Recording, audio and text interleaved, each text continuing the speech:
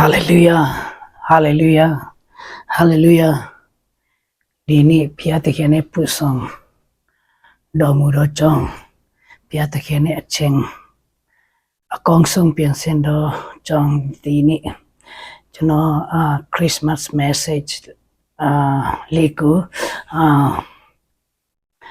winga khun jare to chong chno adushu namadoku chimombare chno doe piatikene ayang kong medo chong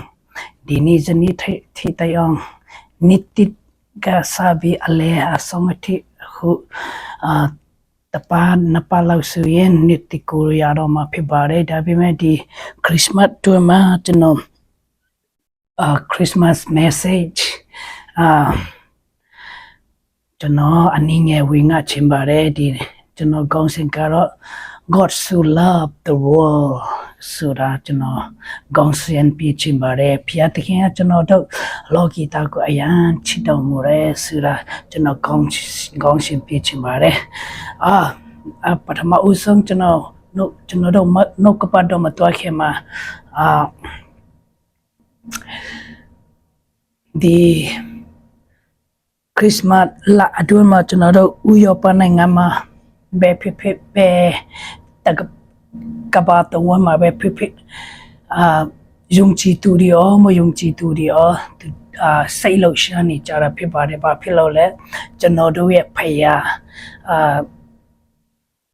chno do ye phaya di phaya ha attention ni ro chong phit ba de loka ma tu thet na min cho so de lu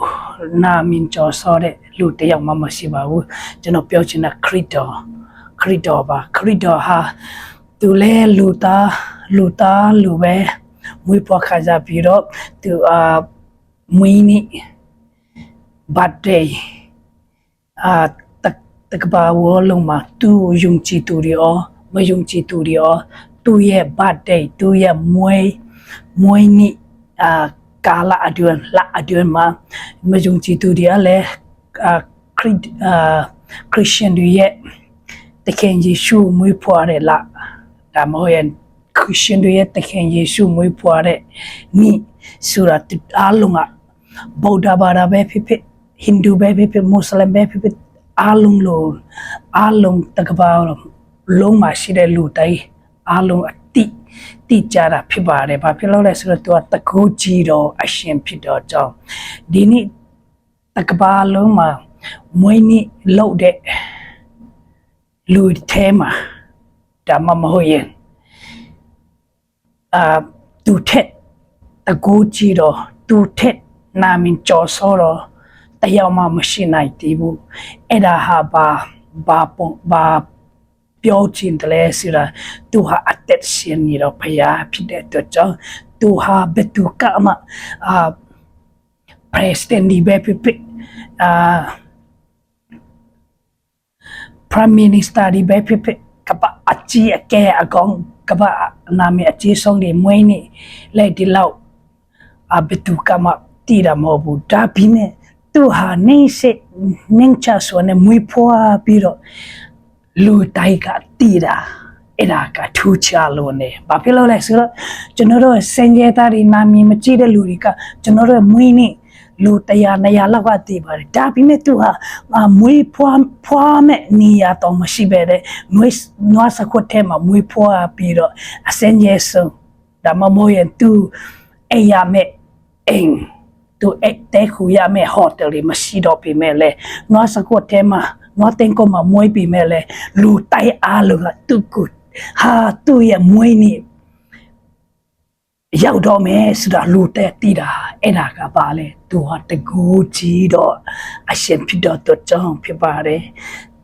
tanya phin tu ha attention ni do phaya phit de to chong lu ta ya ti da phit ba de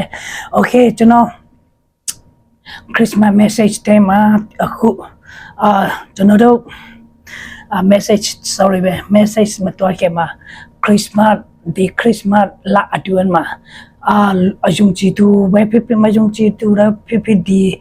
message li ku chi de tu tai di Christmas လာအတွင်းမှာကားမောင်းတာဖဲဖြစ်ဟိုတော်ဒီတော်လို့တာပဲဖြစ်အရန်တတိထားကြပါဖြစ်လို့လဲဆိုတော့ဒီခရစ်စမတ်ဒီဟာလူတွေကပျော်ရွှင်မှုနဲ့ပျော်ပါမှုနဲ့ပိုက်ဆံဒီတုံးပြီးတော့ကြိုက်တယ်လို့ပဲနေကြပြီးတော့မူရရှိဝါတုံးတယ်လို့အများကြီးဖြစ်တယ်ပါရီပွဲအနေနဲ့ပွဲအနေနဲ့သူတို့ကတခင်ဂျေဆုကိုကျူဆူတော့နှလုံးမဟုတ်ပဲသူတို့ကပျော်ရစ်ချင်းသူတို့ရဲ့ပျော်ပါချင်းကိုသူတို့ကနာမည်ပြုတ်ပြီးတော့သူတို့ရဲ့ပိုက်ဆံကိုဖြုံးလိုက်တုံးလိုက်drunk ဒီရမိုးရလူဒီအများဆုံးဒေါ်လာဖြစ်တဲ့အတွက်ကြောင့်အရောက်ရှိတိုက်တတိထားကြပါပြီးတော့လဲဥရောပမှာလဲရှင်နိုဒီပြဿနာအများကြီးရှိတဲ့အတွက်ကြောင့်အလုံးအရောက်ရှိတိုက်ဒီ message လေးကိုကြည့်စုနားထောင်တဲ့သူတိုင်းဘုရားသခင်ကaccident ကနေပဲဖြစ်ခက်ခဲတဲ့နေရာကပဲဖြစ်မကြမ်းမတော့သူကိုလည်းကြမ်းမချင်းပြတနာတော့ဘူဝါစုပြီးတရားနေပြီးတော့ကျွန်တော်စုံမကောင်းတောင်းပြီးတော့ကောင်းကြည့်ပြပါတယ်โอเคကျွန်တော်ချမ်းစာတွားကြရအောင်ပထမဆုံးအနေနဲ့နံပါတ်1အနေနဲ့ they heard သူတို့ကကြားတယ်သူတို့ဆိုတာဘာလဲအာဒမ်နဲ့အေဗ် Lord God looking for us ဖျားသခင်ကကျွန်တော်တို့ကိုလိုက်ရှာနေတယ် Don't near to me ဖျားသခင်ကကျွန်တော်ကိုချင်းကပါနံပါတ်4အနေနဲ့ Do not double my စိတ်နှခွမရှိပါနဲ့ဆိုတဲ့ဟာလေးခုကျွန်တော်ဟောပြောချင်တာဖြစ်ပါတယ်ပထမဆုံးအနေနဲ့ကပ္ပဦးကျမ်း Genesis အခန်းကြီး3အငယ်7အငယ်7အနည်း7အထိကျွန်တော်ဦးတည်မှာဖြစ်ပါတယ်ပြီးတော့Genesis chapter 3 verse 8 and they heard the sounds of the Lord God walking in the garden the cool of the day and the man and his wife hide themselves from presence of Lord God among the trees of the garden นี่เราเชื่อมาพิจารณาque Eden uji malan chode cuma Adam ne Eve kat doka dipendi tema chan uji tema dipendi cama doka pong au ni la pibare okay aku cuma badit ani ne they heard Adam ne Eve ka day sura and they heard day sura Adam ne na Eve tudoe leng maya ko utira phibare the songs of the Lord God walking in the garden in the cool of the day ni ire acheng ma phaya thakhin ka lan shauဥယျာဉ်ထဲမှာလမ်းလျှောက်နေတဲ့ချိန်မှာသူတို့ကဘုရားသခင်ရဲ့အတန်ကိုချီတန်ကိုကြားတာဖြစ်ပါတယ်အဲ့ဒီချိန်မှာသူတို့နှစ်ယောက်ကိုပုံအုပ်နေတာဖြစ်ပါတယ်ဘာဖြစ်လို့လဲဆိုတော့သူတို့ကအပစ်လုံးမိခဲ့တဲ့အတွက်ကြောင့်ဖြစ်ပါတယ်ချစ်တော်မိတ်ဆွေကျွန်တော်တို့ဟာဘုရားသခင်ကနင်ဘုရားသခင်ရဲ့အတန်တော်မဟုတ်ရင်ဘုရားသခင်နဲ့ခေါ်တန်ကိုကြားဖို့လားယနေ့အချိန်မှာဖျားသခင်ရဲ့အတန်တော်မဟုတ်ရင်ဖျားသခင်ရဲ့အခေါ်တော်မူခြင်းယနေ့အချိန်မှာငါသားငါသမီးတွေလာပါကျွန်တော်ရဲ့ရှိမှာစုပြလာခေါ်နေတာဖြစ်ပါတယ်ချစ်တော်မိတ်ဆွေဒီခရစ်စမတ်ဒီ2025ခရစ်စမတ်ကိုအရင်နှစ်တိုင်းခရစ်စမတ်ပုံမှန်လိုပြီးမဟုတ်ပဲနဲ့ဘုရားရဲ့အတန်ဘုရားရဲ့ခေါ်ခြင်းကိုကြားတတ်ဖို့ရန်ကျွန်တော်တို့စိတ်နှလုံးပြင်ဆင်ကြရအောင်အဲ့ဒါဒီဟာကျွန်တော်တို့ salvation ကတဲ့ချင်းကြပြီးသားတဲ့အတွက်ပြီးသားအတူကျွန်တော်ပြောချင်တာဖြစ်ပါတယ်ကတဲ့ချင်းမရသေးတဲ့သူတွေတကယ်ချင်းတွေအခုကျွန်မနင်တော့ဘယ်နေရာမှာရှိခဲ့တယ်လေ အာဒမ်နဲ့အီဖ်ကသူတို့ကဖယားရဲ့အတန်ကြားတဲ့ချင်းချီတန်ကြားတဲ့ချင်းမှာသူတို့ကတစ်ပင်ကြားမှာဖုံးအုပ်နေတယ်လို့သူတို့ကဖယားကိုမတွေ့ရတော့ဘဲနဲ့သူတို့ရဲ့အပြစ်ရှိတဲ့အတွက်ကြောင့်သူတို့က hiding လုပ်တယ်လို့မိတ်ဆွေကျွန်တော်တို့ဟာမိတ်ဆွေတကယ်ချင်းနေအခုကျွန်တော်တို့ဘယ်နေရာမှာပေါင်းနေတယ်လဲဘယ်နေရာမှာသွားတယ်လဲကျွန်တော်တို့ဟာဒီခရစ်စမတ်လအတွင်းမှာနေဟာဖယားရဲ့အတန်ကိုကြားဖို့ရန်ပြန်တဲ့နေစိတ်နှလုံးကိုပြင်ဆင်တလားဒါမှမဟုတ်ရင်နေဟာနိုင်ကလပ်ဘီထဲမှာပုံအုပ်ပြီးတော့ဒါမှမဟုတ်ရင်မကောင်းဆိုးဒါမှမဟုတ်ရင် drunk မူရစီဝါဒီနဲ့ကျွန်တော်တို့ဖယားရဲ့မျက်နှာကိုမတွေ့ရဘဲနဲ့ကျွန်တော်တို့အဲ့ဒီမကောင်းဆိုးဝါဒီနဲ့ကျွန်တော်တို့ဟာ hiding ပုံအုပ်ဒါလောက်ခဲ့တလားဇနီးအချင်း and Angekuma, but the Lord God called the man and said to him, "Where are you?" ဘုရားသခင်ကကျွန်တော်တို့ကိုလိုက်ရှာနေတာဖြစ်ပါတယ်။ဘယ်သူလိုက်ရှာခဲ့တယ်လဲ။ဘယ်လိုမျိုးလိုက်ရှာခဲ့တယ်လဲ။ချစ်တော်မိတ်ဆွေဇနီးအချင်းမှာနေဟာနိုင်ကလပ်မှာမဟုတ်ရင်မကောင်းဆိုးအမွေးစီဝါရီနဲ့ပြောပါခဲ့တယ်လားဇခုအချင်းမှာဒီ message ကြားတဲ့အချိန်မှာဘုရားသခင်ကနင့်ကိုခေါ်နေတာဖြစ်ပါတယ် Where are you my son my daughters လောက်ခေါ်ချင်းခံခဲ့ရတာဖြစ်ပါတယ်တကယ်ချင်းဒီကျွန်တော်တို့ဖယားရဲ့မျက်မှောက်တော်အားနေဘယ်လောက်ကြာပြီလဲကျွန်တော်တို့ပုံအုပ်နေတာဖယားရဲ့မျက်မှောက်တော်အနေကျွန်တော်တို့ထွက်ပြီးခဲ့တာဘယ်လောက်ကြာပြီလဲကျွန်တော်တို့ကိုဟာနေကို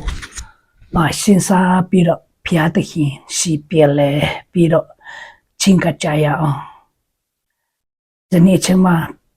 ဖယားကကျွန်တော်တို့ကိုဘယ်မှာလဲဆိုပြီးကျွန်တော်တို့ကိုလိုက်ရှာနေတော့ဖြစ်ပါတယ်ဇခုချင်းမှာသူရဲ့တာတော်ခရစ်တော်ကိုမွေဖွားခြင်းကျွန်တော်တို့ကိုအဲ့ဒီမကောင်းဆိုးရတဲ့နေရာနေကျွန်တော်တို့ရဲ့အပိဒါနေကျွန်တော်တို့ရဲ့အပိကူမဆောင်ခြင်းနိုင်ရှင်နာနေ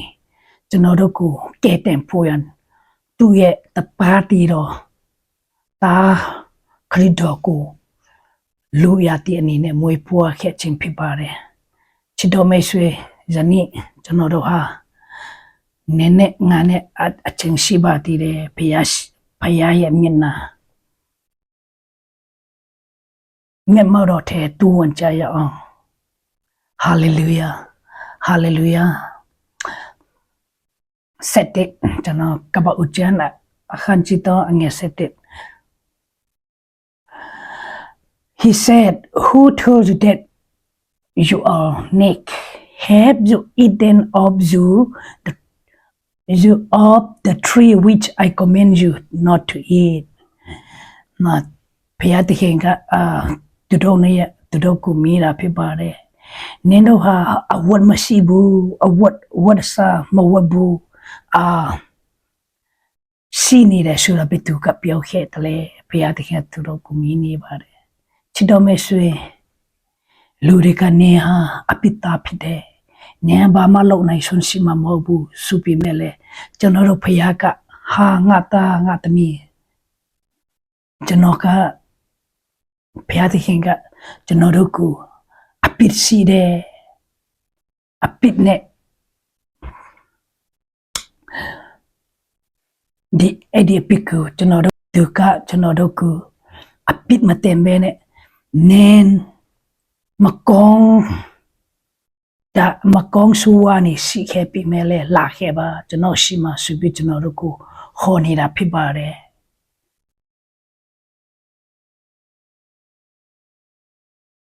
ကျွန်တော်အငယ်စငါထပ်ဖတ်အောင်ပါပဲ I will put you in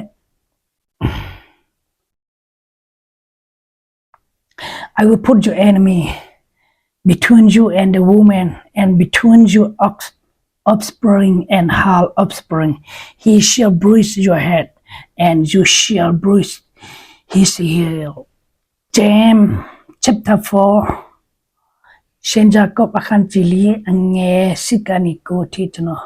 ဖတ်ချင်ပါတယ်ရှင်ဂျာကော့အခန်းကြီးလေးအငယ်စစ် Draw near to God and he will draw near to you cleanse your hands your sinner and purify your hearts you double mind ဖျားသခင်စီကိုချင်းကပါအပိဒီကူနောင်တရပါစိတ်နှခွမရှိပါနဲ့ဆိုပြီးဂျိမ်းကရေးတာဖြစ်ပါတယ်ချစ်တော်မိတ်ဆွေဇခုအချိန်မှာကျွန်တော်တို့ဒီမှာကျွန်တော်တို့ဂေါင်းစင်တုံဒိုနီယာထမီဆိုတဲ့ကျွန်တော်တို့ဟာကပဦးကျန်ခန်းချီတောင်းအငယ်စငါမှာI will put you enmity between you and the woman.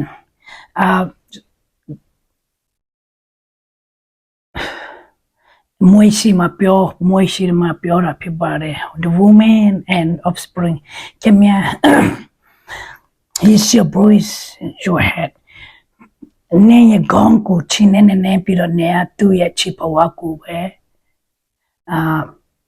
ကိုက်နိုင်မှာဖြစ်ပါတယ်ဆိုတော့ပြောတာပါတယ်ချစ်တော်မိတ်ဆွေဇခုချိန်မှာကျွန်တော်တို့တခင်ကျွန်တော်တို့ရဲ့ဖခင်တခင်ရှိကိုချင်းကရင်ကျွန်တော်တို့ကအဲ့ဒီမကောင်းဆိုးဝါသူများကိုအတန်းပြောချင်းမူရစီဝတ်တုံးချင်းမကောင်းတဲ့ဟာလုပ်ချင်းအဲ့ဒါတွေကိုကျွန်တော်တို့ကချင်းနေနိုင်မှာဖြစ်ပါတယ်ချင်းနေနိုင်မှာဆိုတာကျွန်တော်တို့ကအဲ့ဒီအရာတွေကိုရှောင်နိုင်မှာဖြစ်ပါတယ်မိတ်ဆွေကျွန်တော်တို့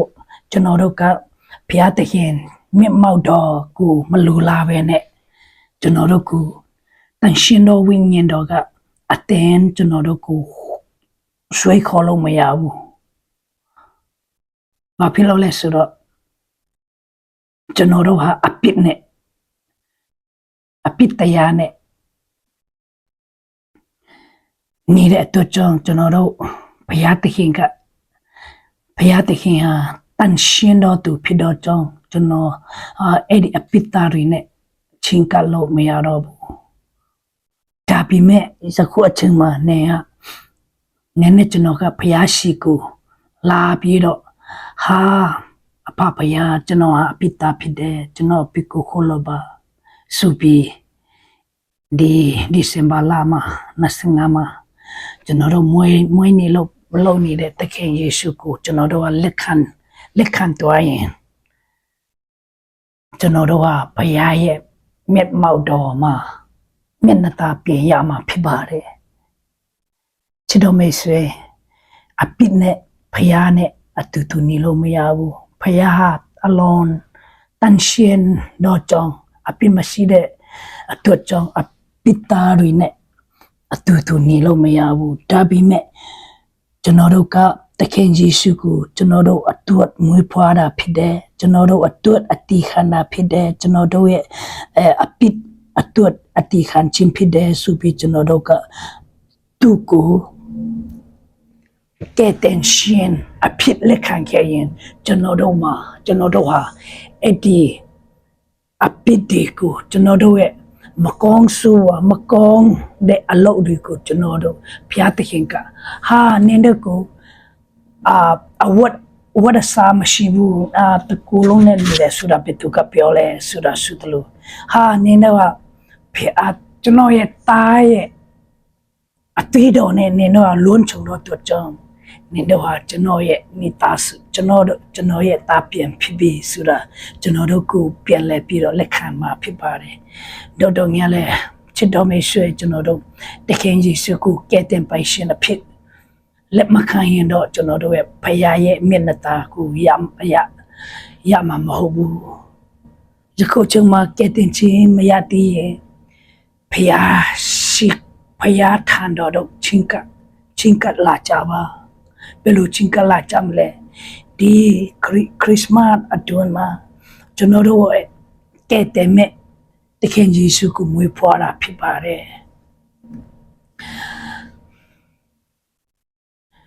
ဖခင်ကdraw near to me ကျွန်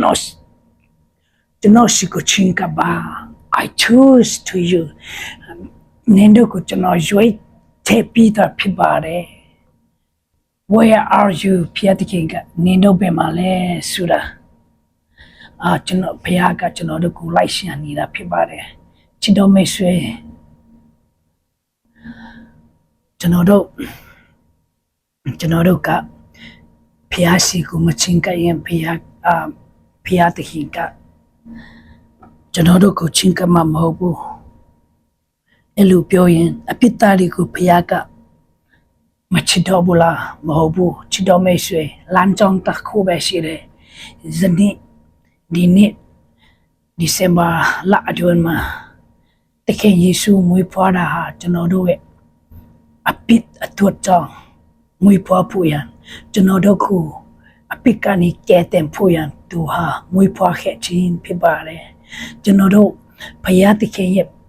favor ဘုရားသခင်ရဲ့မျက်နှာသာရခဲ့ခြင်းနဲ့ဆိုရင်